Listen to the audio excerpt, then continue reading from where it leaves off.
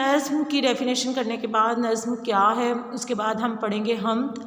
हम्द क्या चीज़ है? हम्द ऐसी नज़्म जिसमें अल्लाह की तारीफ़ बयान की गई हो, उसे हम्द कहते हैं। हम्द किसे कहते हैं? ऐसी सिन्फ, ऐसी नज़्म जिसमें अल्लाह की तारीफ़ बयान की गई हो, उसकी अच्छाई बयान की गई हो, उसकी हम्द व सना की गई हो, उसे हम कहते हैं हम्द। तो आज के जो हमारी नज़्म है हम्द, उसका हम शेर नंबर 1 पढ़ेंगे, साथ साथ इसकी रीडिंग करेंगे, साथ साथ मुश्किल अल्फाज के मायने और तशरीह करने का तरीका जो है वो मैं आपको बताऊंगी इसी शेर के बाद, रीडिंग के बाद। तो आप जो है लेड पेंसिल हाथ में पकड़ लें। जिस सबसे पहले रीडिंग है शेर की। कब्ज़ा हो दिलों पर और इससे सवा तेरा, एक बंदा नाफरमा है हमद सरा तेरा, एक बंदा नाफरमा है हमद सरा तेरा। अच्छा जी, सबसे पहले मुश्किल अल्फाज के मायने। कब्ज़ा, कब्ज़ा का मतलब होता है इख्तियार, काबू। साथ साथ नोट करते जाएं। कब्ज़ा का मतलब है इख्तियार, काबू। इससे सवा यानी इसके अलावा। एक बंदा नाफरमा, नाफरमा का मतलब होता है नाफरमान इंसान, जो कहना ना मानता हो। हम सरा का मतलब है अल्लाह की तारीफ़ करने वाला।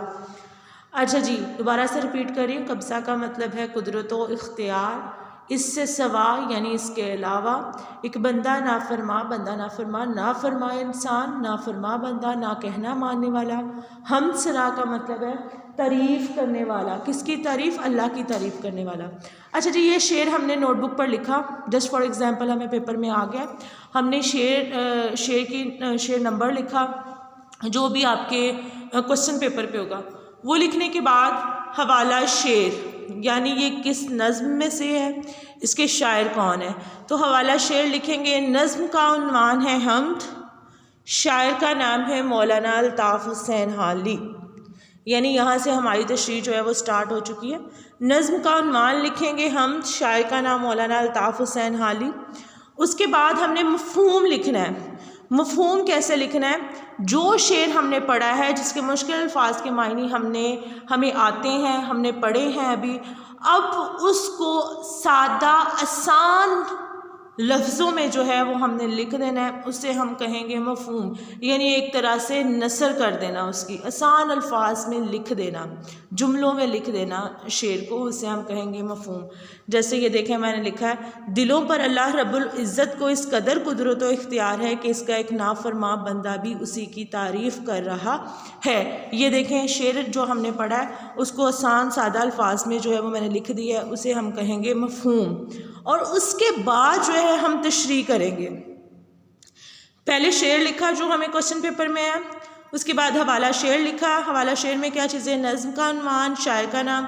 उसके बाद मफ़हूम लिखा। मफ़हूम क्या चीज़ है? जो शेर हमें तशरीह के लिए आ गया, उसे सादा और आसान अल्फाज में लिख दिया, उसे हम कहेंगे मफ़हूम। उसके बाद जो है हमने तशरीह स्टार्ट करनी है, यानी उस शेर की वजाहत करनी जिसका मफ़हूम हवाला शेर लिखा है हमने।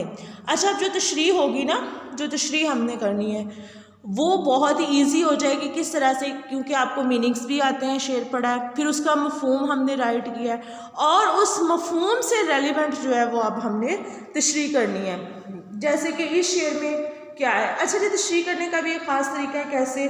सबसे पहले आप लिखेंगे तशरीह तलब। शेर में मौलाना अल्ताफ़ हुसैन हाली ने अपनी कम मायगी का एतराफ़ करते हुए, यानी अपने कम ज़र्फ़ होने का एतराफ़ करते हुए, अल्लाह ताला की जो है वो अज़मत और कुदरत को जो है वो बयान किया है। आप इसने शेर को पढ़ा तो आपको भी और मुझे भी यही एहसास हुआ कि इसमें अल्लाह ताला की अज़मत और कुदरत का जो है वो भरपूर इजहार किया है।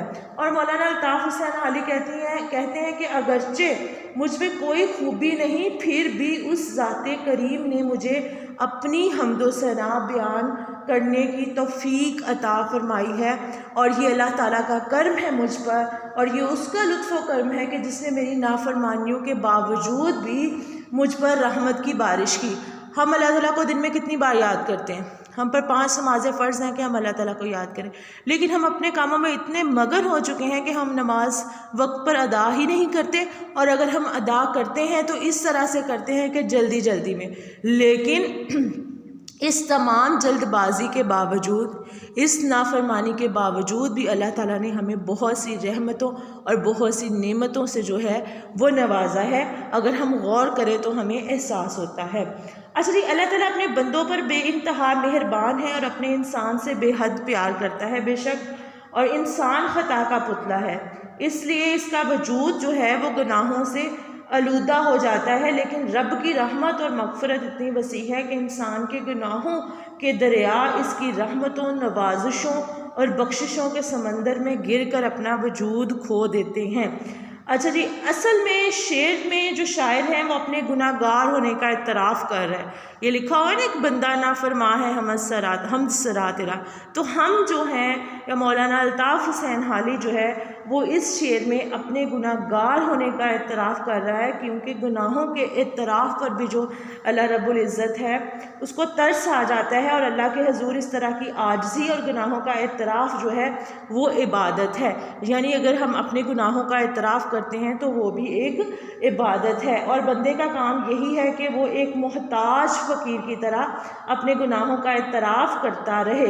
जैसे कि सूरह मुदस्सर में अल्लाह ताला फरमाते हैं, और अपने रब की किबरियाई बयान कीजिए और अपने नफ्स को जो है वो पाक कीजिए। ये मैंने 2 रेफरेंस जो हैं, आपने क्या करना है, तशरीह करनी है 8 to 8 लाइन्स की, उसके बाद एक रेफरेंस आप लिखेंगे अल्लाह की तारीफ़ में, उसके बाद फिर 8 लाइन्स का पैराग्राफ, और उसके बाद फिर एक रेफरेंस, और फिर 3 to 4 लाइन्स लिखकर आप तशरीह का एंड कर देंगे। रेफरेंस के लिए रिपीट कर रही हूँ। तूने मश्ते खाकी को बख्शी ज़ियाए आफ्ताब, ए खुदा तेरे कर्म की इंतहा कोई नहीं। ये रेफरेंस देखें मैंने लिख दिए हैं, जो शेर नंबर 1 की तशरीह में आपने लिखने हैं। तूने मश्ते खाकी को बख्शी ज़ियाए आफ्ताब, ए खुदा तेरे कर्म की इंतहा कोई नहीं। यानी तशरीह करते हुए एक शेर हम रेफरेंस के लिए ये लिखेंगे। और सेकंड देखें आप, हमने तो जहन्नम की बहुत की तदबीर, लेकिन तेरी रहमत ने गवारा ना किया। ये 2 अशार हैं जो हम शेर मफ़हूम के बाद जब हम शेर की तशरीह करेंगे तो हम ये वाले 2 रेफरेंस जो है लिखेंगे। ये 2 अशार जो हैं वो रेफरेंस के लिए लिखेंगे। उम्मीद करती हूँ कि आपको समझ आ गई होगी। किसी चीज़ की समझ ना आई हो तो कमेंट करके आप मुझसे पूछ सकते हैं।